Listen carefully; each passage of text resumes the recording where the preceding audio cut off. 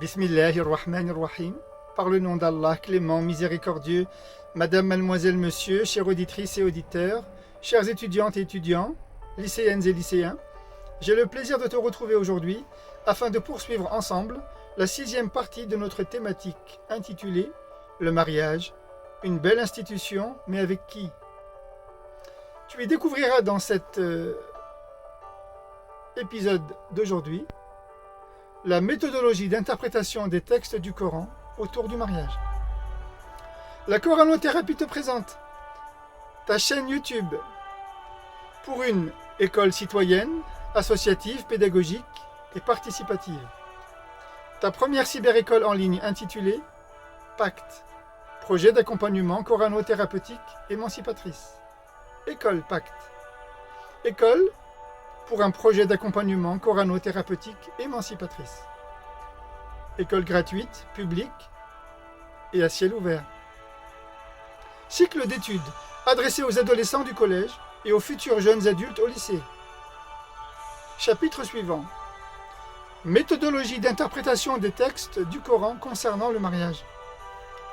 Il est entendu qu'un certain nombre de savants, comme nous avons pu le voir dans l'épisode précédent, ne font aucune distinction entre d'un côté les idolâtres, païens, associateurs, et de l'autre les juifs et les chrétiens. Il est également entendu qu'ils ne retiennent du Coran uniquement la loi, qui n'est ni plus ni moins que la conséquence de la cause du texte, qui n'est ni plus ni moins que la conséquence de la cause de la révélation d'un texte. Or, la loi d'un texte ne s'exprime que s'il y a une cause. C'est la cause qui entraîne une loi, et les législateurs et jurisconsultes musulmans ne retiennent que la conséquence. Dans l'extrait dont nous avons pour étude l'interprétation suivante, elles ne leur sont plus légitimes d'un point de vue conjugal, et eux ne sont plus légitimes pour elles, précise le Coran dans la sourate 60, signe 10. La hunna hillun lahum wa la hum yahilluna lahun. Cet extrait exprime la conséquence d'une cause. La cause de la révélation de cet extrait se trouve dans l'accomplissement de l'hégire. La cause ne peut s'exprimer que si l'accomplissement de l'hégire a bien été effectué, puisqu'avant l'hégire, aucune loi n'apparaît. Néanmoins, on nous présente la loi comme le seul motif qui justifie l'obligation d'appliquer son contenu. C'est lorsque le musulman recherche la loi, que la loi, rien que la loi, qu'il se met en état de devoir prendre ou laisser une chose. Et cela reviendrait à croire que la bonne compréhension de cet extrait serait que la loi passe pour la seule et vraie cause qui justifie qu'un musulman se sépare de son épouse, qui justifie qu'une musulmane se sépare de son époux, voire encore qui justifie l'interdiction pour une musulmane d'épouser un non-musulman, quel qu'il soit, en faisant l'amalgame entre un associateur, un juif ou un chrétien.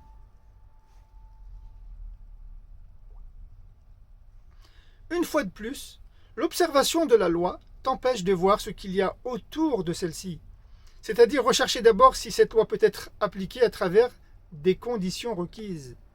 Ainsi, toute loi requiert des conditions pour être appliquée. C'est comme ça qu'on distingue un législateur d'un juge d'application de la loi. Un juge n'est pas un législateur et un législateur n'est pas un juge. Al-mufti laysa biqadi wal-qadi laysa bimufti bimusharri'. Un législateur fait la loi, tandis qu'un juge la fait appliquer. Un législateur établit la loi dans la lettre, tandis qu'un juge la fait appliquer dans son esprit. C'est la raison pour laquelle le législateur prend sa source dans le texte du Coran, sans ménagement de la peine, tandis que le juge d'application de la loi aménage la peine en fonction des circonstances atténuantes, s'il y en a. Eh bien, malgré eux, des musulmans ne savent même pas de qui ils prennent le savoir. Toi-même, quand tu prends la connaissance, l'information d'un savant sur ta chaîne YouTube, quelle qu'elle soit, auprès d'un youtubeur religieux, tu ne sais pas si, lorsqu'il va t'enseigner ta religion, il prend l'information d'un législateur ou d'un juge. La différence est qu'un législateur traduit le texte de façon littérale, tandis que le juge interprète le texte dans son esprit et non au pied de la lettre. Le législateur se garde bien de t'informer au sujet des circonstances, c'est-à-dire du contexte dans lequel l'extrait en question s'exprime, dans lequel la loi s'exprime. Le législateur se borne à ne citer que la loi, et c'est au juge d'investiguer, non au législateur. C'est comme ça que ça se passe, c'est comme ça que tous ont été formés, dans les sociétés musulmanes comme dans les sociétés occidentales. Le contexte et ses circonstances sont les fondements de la cause. Une fois la cause déterminée, une fois sa condition mise en application, la loi te contraindra, t'obligera ensuite à rompre le mariage ou à t'interdire d'épouser un non-musulman. Étude de cas et démonstration entre l'approche d'un législateur qui légifère une loi sans tenir compte des circonstances quand il y en a, et celui du juge qui fait appliquer la loi avec une approche différente, avec une autre méthode de réflexion. Question numéro 1. Si l'on accepte l'avis de ces savants, qui, rappelons-le, assimilent les juifs, les chrétiens aux païens, aux idolâtres, dis-moi alors pour quelle raison le Coran permet-il aux musulmans d'épouser les femmes héritières des livres, les femmes héritières du livre, les femmes héritières des saintes écritures du livre, c'est-à-dire les juifs et les chrétiennes, les juives et les chrétiennes? Réponse. Les savants nous expliquent ce que je vais développer, à savoir que l'islam est supérieur au judaïsme et au christianisme. On comprend par supérieur le fait de succéder, de présider. De plus, l'homme porte le rôle de soutien et chef de famille. Il a la charge de sa famille. Par conséquent, un non-musulman ne serait pas en mesure d'apporter toutes les garanties requises par l'islam en faveur de l'épouse musulmane. Elle est en droit d'exiger de lui toutes les garanties nécessaires pour son intérêt et celui de son enfant. A l'inverse, un musulman serait plus en capacité de répondre aux exigences de son épouse, même si celle-ci est juive ou chrétienne, étant donné que l'islam reconnaît en elle sa foi, son livre, sa loi et son prophète. Ainsi, l'époux musulman serait plus consciencieux de préserver les droits de son épouse, chrétienne ou juive, et de respecter ses opinions religieuses et la pratique de son culte. Ceci rendrait ainsi possible le mariage et la vie conjugale entre eux. Quant au négateur, qui épouserait une musulmane, le risque, lorsqu'il ne lui reconnaît ni sa foi ni ses croyances, est de lui empêcher de pratiquer certaines pratiques liées à son culte. En conséquence de quoi, ceci rendrait impossible le mariage et la vie maritale. Voilà le point de vue de la majorité des savants musulmans. Et ceci est compréhensible. Question numéro 2. Le Coran permet-il aux musulmanes d'épouser des hommes qui sont les héritiers du livre, issus des saintes écritures, c'est-à-dire des juifs et des chrétiens? Réponse. Nous avons étudié que le Coran le permet dans un sens, c'est-à-dire quand cela concerne le mariage entre un musulman avec une juive ou une chrétienne. Mais le Coran ne dit rien quand cela se produit dans l'autre sens, c'est-à-dire lorsqu'il s'agit du mariage entre une musulmane avec un juif ou un chrétien. Où se cache alors l'interdiction? Le Coran pourtant n'encourage pas de façon explicite le mariage entre une musulmane et un chrétien ou un juif. En revanche, le Coran interdit formellement le mariage entre une croyante et un non-musulman à partir du moment où elle s'engage à 4 choses. Première des choses, après leur émigration, lorsque les croyantes émigrent de la Mecque vers Médine, dans un espace protégé par les valeurs de la foi. Deuxième condition, deuxième engagement, après avoir réussi leur examen de passage par un serment solennel construit sur l'amour d'Allah et le désir de lui plaire. Son émigration doit être construite sur le seul amour qu'elle porte pour Dieu, subhanahu wa ta'ala. Troisième engagement, troisième condition, après avoir restitué la dot à son ex-mari idolâtre. Et enfin, quatrième condition et engagement, après avoir validé le pacte d'allégeance à l'égard d'Allah et de son messager. Tu trouveras toutes ces conditions dans la sourate 60 intitulée « La mise à l'épreuve du test ». Vérifie par toi-même. Mais alors, qu'en est-il réellement de la relation entre une musulmane et un non-musulman? En réalité, lorsque le Coran ne s'exprime pas de façon formelle sur une question, celle-ci en l'occurrence, cela signifie que le lecteur, la lectrice, doit remonter la piste de l'extrait sur le sujet en question, si celui-ci a été révélé déjà à la Mecque, et s'il ressurgit une seconde fois à Médine. Le Coran laisse des indices au lecteur en ce qui concerne la progression du sujet donné. Sur cette question-là, dont tu n'as pas immédiatement la réponse, sache qu'elle est éparpillée dans l'intégralité des textes du Coran. À toi de savoir remonter les pistes qui vont te conduire à trouver la réponse à ta question. Et crois-moi, tu y arriveras si tu as la bonne méthodologie. Et je m'efforcerai de t'y accompagner par la grâce de Dieu.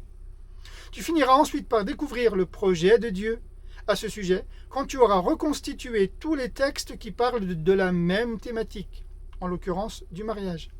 Ensuite, tu arriveras à une conclusion satisfaisante et sans le moindre doute, sans la moindre hésitation.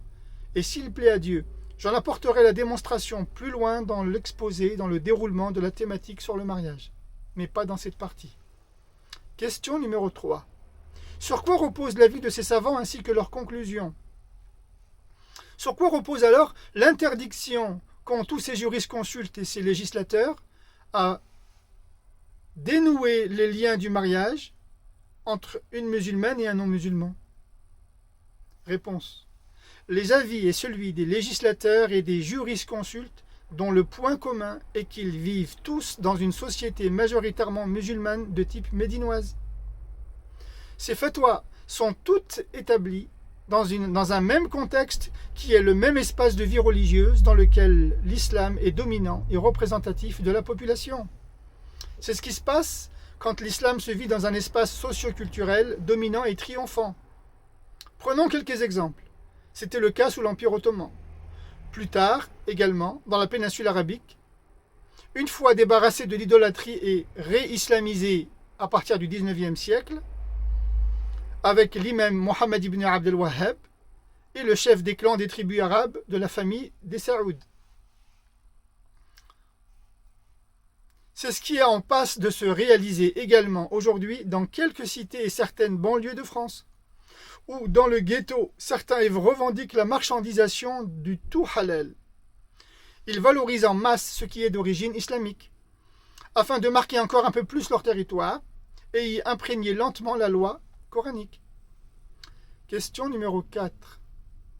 Est-ce que le Coran dit la même chose que ces savants en ce qui concerne le mariage d'une musulmane avec un non-musulman dans la période post-hégire, c'est-à-dire avant l'hégire? Partagent-ils le même avis? Réponse. Le Coran nous apporte les clés d'une bonne compréhension lorsqu'il nous permet d'analyser par la réflexion critique et constructive l'identification de deux modèles grâce à l'avènement de l'hégire. Tu découvriras la suite de la réponse à cette question lorsque j'en viendrai à en parler en t'apportant tous les détails à ce sujet. La société médinoise va à présent établir des règles de vie pour structurer et encadrer l'institution maritale et conjugale de façon claire et précise. Les textes du Coran à ce sujet existent et sont nombreux. Je vais m'efforcer de citer les contenus des textes ainsi que les sourates en suivant l'ordre coranique de leur apparition. Étant donné que toutes les sourates proviennent de la même origine, c'est-à-dire qu'elles sont issues du même endroit géographique et aussi de la même époque. Elles ont le même contexte sociétal qui est celui du modèle médinois. Toutes ces sourates ont été révélées, après l'hégire, dans un espace de vie islamique. Donc, dans l'espace géographique qui est la ville de Médine. Ce qui te permettra de reconstituer petit à petit l'ordre chronologique dans lequel apparaissent les classes sociales féminines dans la dite société ou espace communautaire. On étudiera par la suite les différentes classes sociales chez la gente féminine, à l'issue de cet exposé, Inch'Allah. Pour mieux comprendre l'évolution des classes sociales chez les femmes musulmanes à l'époque du prophète, ainsi que l'arbitrage des lois coraniques les concernant, il faut, premièrement, commencer par identifier les sources, puis de les citer. On ne peut pas parler de religion sans citer les références, les sources. On se met vite compte qu'elles sont toutes de provenance médinoise. C'est le cas pour la sourate 60. Les sources de référence apparaissent toutes après l'hégire, dans un espace cultuel dans lequel va naître un modèle social majoritairement islamique. Deuxièmement, Pour retrouver la chronologie des événements, il faut ensuite étudier les règles d'arbitrage rattachées à la thématique du mariage, en suivant pour cela l'ordre coranique des sourates.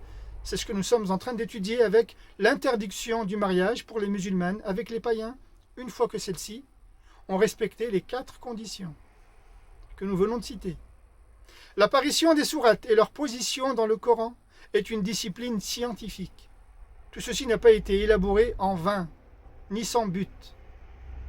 Cette discipline va te permettre de suivre la progression et l'évolution de la pensée de Dieu et de son projet, dont tu ignores encore l'immensité. Ainsi, la connaissance des sources, c'est-à-dire des références Coran, Sunna, associée à une connaissance, à la connaissance sur l'origine de cette même source, mécois, médinois, si le texte du Coran ou de la Sunna a été dit en territoire mécois ou en territoire médinois, va te donner ensuite la connaissance du contexte historique. La connaissance du contexte historique va ensuite t'apporter la connaissance du contexte géographique. À chaque lieu, sa parole. Et la somme de ces connaissances va te donner ensuite le champ d'application du texte. J'espère que tu suis. Conclusion. Quand tu sais où un texte de loi apparaît dans le Coran, c'est-à-dire dans quel lieu géographique le texte est révélé, tu sais automatiquement dans quelle partie de l'histoire l'événement apparaît. Et c'est l'enseignement de l'Hégire qui te le dit et qui te l'apprend, et non un savant. Sans l'Hégire, point de chronologie de l'histoire possible. Sans l'Hégire, point d'évolution d'une loi, de l'arbitrage d'une loi possible, ni même envisageable. La chronologie de l'histoire dans laquelle la loi s'exprime est rendue possible grâce à l'Hégire. C'est grâce à l'Hégire que l'on peut exactement savoir comment faire usage de l'arbitrage d'une loi. Tu vas apprendre au fur et à mesure, lorsque tu lis le Coran, à savoir remonter dans l'échelle du temps la chronologie historique d'une loi et suivre ainsi sa piste. Tu vas savoir déterminer avec précision dans quelle société une loi coranique peut être appliquée. L'Hégire te permet de comprendre que le projet de Dieu se divise en 2. Tu vas le savoir si tu comprends mieux ceci. Dans toute l'histoire, dans toute l'histoire du message de l'islam, le messager sallallahu alayhi wa sallam a influencé de son passage et de sa spiritualité la société dans laquelle il a vécu. Et ceci est un fait. Un second fait va te permettre aussi de constater que malgré tout, il n'a pas renversé la société païenne et idolâtre lorsqu'il vivait à la Mecque durant les 13 années de la révélation coranique. Pour quel motif, me diras-tu? Parce que c'est la volonté de Dieu d'agir ainsi. Cela fait partie de l'ordre de Dieu, lié au destin que Dieu prédispose et prédestine à l'humanité. Et son destin suit son ordre. Il est de l'ordre de Dieu de diviser tout et le monde entier en 2. Je t'ai démontré au début de l'exposé et dans l'épisode précédent que ceci était possible. Entre le jour et la nuit, le soleil et la lune, le bien et le mal, le positif et le négatif, le mâle et la femelle, etc. Tout est divisible, sauf Allah, il est unique. Conclusion, le champ d'application d'un texte de loi va t'éclairer sur le modèle sociétal, et vice-versa, le modèle sociétal va t'éclairer sur le champ d'application d'un texte de loi. Remarque au passage que l'analyse se lit dans les 2 sens et non pas à sens unique, comme je te l'ai également démontré dans l'épisode précédent. Ces informations mises bout à bout te révèlent ensuite l'ordre chronologique dans lequel se déroulent les faits de l'histoire. La connaissance du contexte historique, associée à la connaissance du contexte géographique, vont te donner le champ d'application du texte de loi coranique. Et toutes ces informations mises bout à bout te révèlent ensuite l'ordre chronologique des événements. La grande nouveauté dans ce que je te dis est qu'il n'est pas utile de chercher à écrire sa propre histoire, car celle-ci se répète. Et sais-tu pourquoi l'histoire se répète? L'histoire se répète parce que Dieu l'a fait se reproduire de la même manière que le jour succède à la nuit et que la nuit précède le jour. Et cela depuis la nuit des temps jusqu'à la fin des temps. Observe ici le cycle interminable de la succession du jour et de la nuit. Pour te donner un ordre de grandeur, nous sommes aujourd'hui le mercredi 4 décembre 2019. Eh bien, si tu remontes 2000 ans en arrière, le 4 décembre de l'an 9 ou de l'an 19 était exactement le même que celui que tu es en train de vivre aujourd'hui. Le soleil se levait de la même manière et il se couchera par la grâce de Dieu de la même manière. Et cela indéfiniment, inlassablement, afin que tu puisses toi-même observer dans l'alternance du jour et de la nuit, du nuit et du jour, des signes évidents de la répétition d'un cycle à l'infini. N'est-ce pas que Dieu conclut cet extrait en précisant bien qu'il s'y trouve des signes évidents pour ceux qui ont un joyau dans la poitrine? Et là je te demande de lire la sourate 3, signe 190. بعد أعوذ بالله من الشيطان الرجيم إن في خلق السماوات والأرض واختلاف الليل والنهار لآيات لأولي الألباب.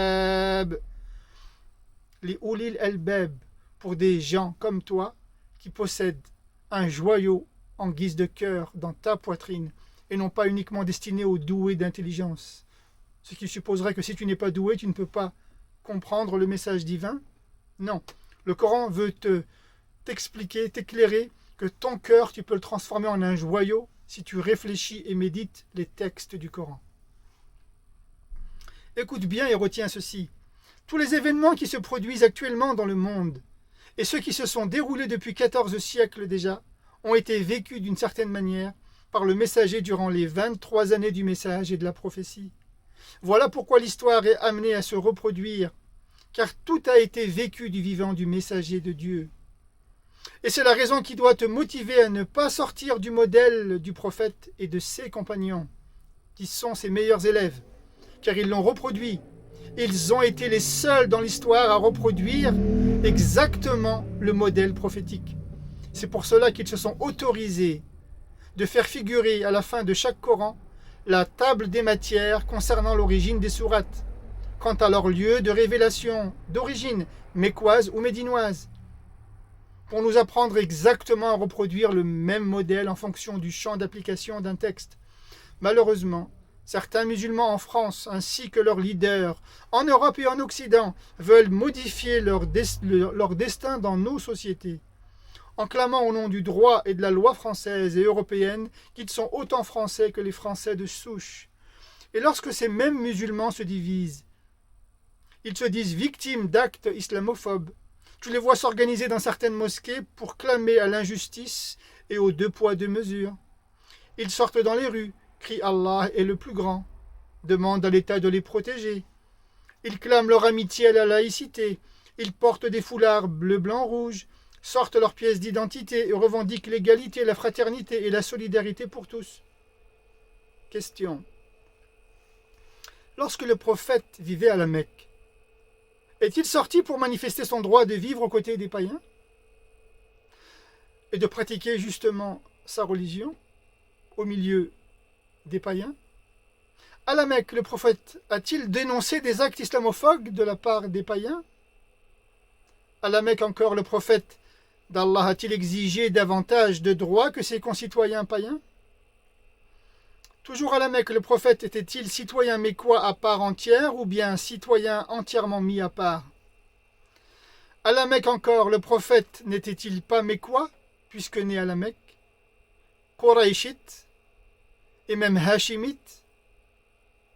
Et pourtant, si tu connais bien son histoire, et si tu connais bien ton histoire, la biographie du prophète, paix et bénédiction d'Allah sur lui,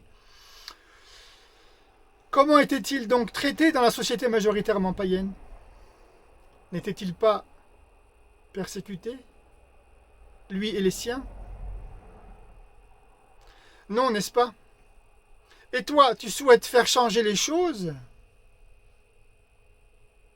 Tu souhaites changer ce qui relève du destin de Dieu, d'établir deux choix de société avec deux modèles d'application des textes. Si le messager n'a en effet pas changé la société mécoise lorsque celle-ci était encore païenne et lorsqu'il était à la Mecque durant les 13 premières années de la révélation, Il a en revanche réussi à changer l'état d'esprit de ceux qui l'ont constitué, de ceux qui ont vécu avec lui dans cette société. Et c'est là que se situe ton action. Toi qui désires changer la société, le prophète t'apprend que ce n'est pas la société qu'il faut changer, mais l'état d'esprit de chacun qui fait la société. Non à sortir dans les rues de Paris et de Provence pour manifester ta visibilité de Provence et de province, pour manifester ta visibilité et clamer ton appartenance à l'islam dans une société dans laquelle, je terminerai par ça, Dieu nous dit, et jamais les Judéens et les Nazaréens seront satisfaits de toi, quand bien même tu épouserais leur itinéraire de vie. Sourate 2, signe 120. وَلَن تَرْضَى عَنكَ الْيَهُودُ وَلَا النَّصَارَى حَتَّى تَتَّبِعَ مِلَّتَهُمْ. Alors que faire, me diras-tu? Suis le modèle du prophète et méfie-toi de certains youtubeurs religieux qui finalement te fera adhérer à une association dirigée par un courant de l'islam qui n'est pas celui de ses origines. Toute la problématique est là aujourd'hui. Qui suivre? Qui écouter? Qui entendre? Tu es livré à toi-même et tu ne le sais pas? En bref, ce que je veux te dire concernant le modèle à suivre du prophète est que tu ne peux être à la fois croyante et républicaine.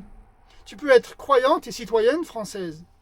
Oui, si tu décides d'être croyante, tu seras rejeté au nom de tes croyances et des valeurs qui portent ta foi et en laquelle tu crois fortement en Dieu. Tu seras rejeté par le système. Si tu décides d'être républicaine, tu y perdras également ta foi. En revanche, tu peux être croyante et respecter le modèle républicain sans t'investir pour autant en politique, par exemple. La République n'est qu'un modèle, et nous en sommes au 5e, raison pour laquelle tu peux la critiquer, et c'est ton droit. D'ailleurs, les politiques entre eux ne sont pas tous d'accord quant à ce modèle de République. Dès l'instant où tu t'engages dans la République, ou que tu t'engages pour la République, tu y laisseras ta foi. Il n'est pas incompatible d'être croyant et d'être citoyen républicain, en revanche, ou même citoyen français. D'ailleurs, la société n'en attend pas moins de ta part, à condition de respecter le contrat social. En revanche, tu n'as pas le droit de dire que tu n'aimes pas la France, sinon tu la quittes. La France, c'est quand même celle qui t'accueille, qui t'héberge, qui t'offre la possibilité d'y vivre par la grâce de Dieu. Mais si tu crois que tu peux espérer plus de la France ou de son modèle républicain en affirmant qu'en tant que croyante, que la France et ses institutions vont t'accepter, alors tu te trompes. Et ceux qui pensent comme ça te trompent également. Les institutions françaises ne t'accepteront pas, quand bien même tu suivras à la trace leur parcours et leur itinéraire de vie, nous apprend le Coran. Car à vouloir s'assimiler au système, c'est y perdre sa foi. Par contre, le Coran nous demande de nous fondre dans le système. J'espère que tu suis la nuance. Le messager était mécois, Quraishite et Hashimite, et malgré son appartenance aux Arabes, il fut rejeté par ses pairs et ne l'acceptèrent pas. Il en est de même pour toi, ma sœur, si tu es croyante, selon la définition des textes et des sources de référence. Ce que j'essaie de faire avec toi, c'est de t'apprendre à penser par toi-même en te donnant les outils qui vont te permettre de te servir de ton intelligence et de vivre ta spiritualité. C'est, une fois la lecture de chaque sourate restituée dans son lieu d'origine, à la fois historique et géographique, que tu peux commencer à comprendre la chronologie des événements de l'histoire. À partir de là, tu peux te lancer dans une méthode d'interprétation des textes du Coran. Parce que la difficulté réside dans ce que l'ordre coranique ne suit pas l'ordre chronologique. L'enjeu est qu'il est systématiquement nécessaire de reconstituer la séquence de textes, puis de la restituer dans son contexte historique et géographique. Cependant, les compagnons du prophète avaient déjà connaissance de cela lors de l'apprentissage du Coran, puis de sa rédaction. Pour une raison simple, ils vivaient en direct et en réalité les événements de la révélation. Ils pouvaient donc les reconstituer sans aucune difficulté. Et c'est la raison pour laquelle ils n'ont pas manqué de le faire savoir, jusqu'à nous faire parvenir aujourd'hui cette mine d'informations. Ils l'ont fait inscrire en dernière page du Coran, dans la table des sourates, ainsi qu'au commencement de chaque sourate. Ils ont pris un soin tout particulier à nous transmettre sans négligence aucune cette mine d'informations restée malheureusement inexploitée, que tu peux vérifier par toi-même. Je te demanderai d'être vigilant car il y a quelques erreurs, malgré tout, en français. Ainsi, ces deux disciplines se complètent et cette harmonie éloquente joue un grand rôle entre eux. Sans la maîtrise de ces disciplines, tu ne peux pas remonter la piste d'un texte ou d'une sourate. Et tu ne peux pas exploiter les informations que le Coran te donne à leur sujet. Tu risques alors de fausser son interprétation, ainsi que le bon arbitrage vers lequel il renvoie. Parce que sans la méthodologie d'approche d'une lecture d'un texte, tu ne peux pas éviter les contradictions. Et c'est ce que nous vivons aujourd'hui. Nous sommes en pleine contradiction avec nous-mêmes dans la pratique de notre religion. Parce que nous avons une mauvaise méthode de lire le Coran. Rappelle-toi qu'une mauvaise méthode de lecture entraîne une mauvaise compréhension. Une mauvaise compréhension entraîne une mauvaise interprétation. Une mauvaise interprétation conduit à des dérives sectaires et idéologiques. Comme lorsqu'une fusée quitte sa trajectoire et va se perdre loin de son orbite, c'est-à-dire loin de sa cible. C'est en somme se diriger vers une pratique de l'islam radicale, c'est-à-dire altérée, faussée, tronquée, dénaturée, une pratique fondamentaliste, fanatique et extrême. Je vais t'en faire la démonstration dans la prochaine partie, s'il plaît à Dieu. Dans l'étude qui nous concerne, je vais te permettre d'être en mesure, dans chaque extrait que je vais mentionner, de retrouver à la fois son contexte et sa chronologie. Une fois les informations collectées, il te suffit de les mettre bout à bout, puis de les relire et tu auras une lecture parfaite et panoramique, c'est-à-dire une lecture, une vue d'ensemble panoramique du thème en question, sans confusion ni imprécision. Ce travail d'investigation te dispensera de rechercher les réels motifs de la révélation, qu'on appelle en arabe asbab an-nuzul, les causes, voire de connaître les causes liées à la révélation d'une sourate ou de l'extrait d'une séquence en question. Cela t'importera désormais très peu, dès l'instant où tu as assimilé la nécessité de connaître l'origine géographique qui détermine le contexte de la sourate et sa provenance, soit à la Mecque, soit à Médine. Conclusion générale. Tu as compris, maintenant, et tu as validé que c'est le contexte sociétal qui fait le texte. C'est donc le modèle sociétal qui révèle la sourate. Je te remercie pour ton écoute. J'espère que ces explications vont t'éclaircir et t'apporter un peu de lumière pour une meilleure compréhension de ta religion. Dans l'épisode prochain, Inch'Allah, dans la prochaine partie, je m'efforcerai d'expliquer les différentes classes sociales des femmes dans la société médinoise. Merci pour ton écoute. Abonne-toi, partage, diffuse, commente, mets un pouce bleu. À bientôt. Wassalamu alaikum wa rahmatullah.